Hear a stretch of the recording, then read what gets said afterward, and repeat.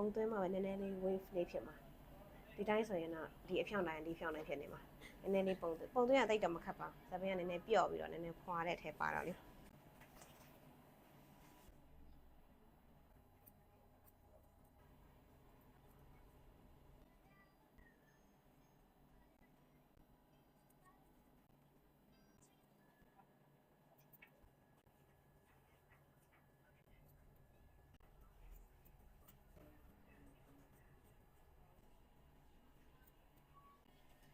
စရင်အောက်ပိုင်းမှာ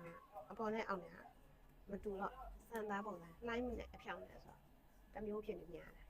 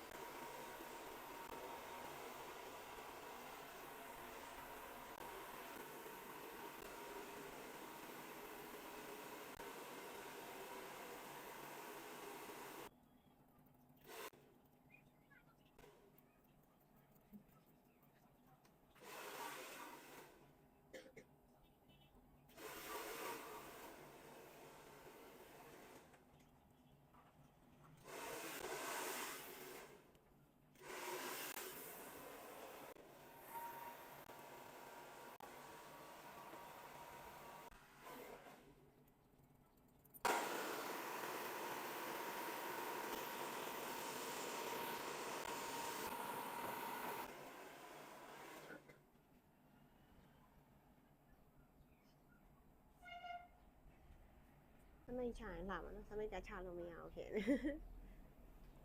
အဲ့ဒါကိုလေတကယ်လို့အပြင်နေပါရေးသွားမယ်ဆိုလို့ရှိရင်ဒါလေးကိုစပရေးဖြန်းရင်တောင့်တောင့်လေးနဲ့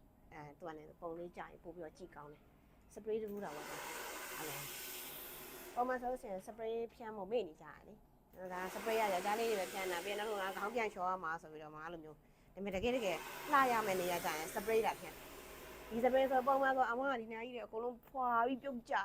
မနေ့ကစပရေးအဲ့လိုဖြန်းလိုက်တယ်ပြီးရင်2ရက်3ရက်ကအေးဆေးနေလို့ရတယ်ပြဿနာမရှိဘူးနေရထိုင်ရတာအဆင်မပြေတာမျိုးမဖြစ်ဘူးစပရေးဖြန်းဖို့မမေ့နဲ့ဟုတ်ကဲ့ပါကျေးဇူးပါ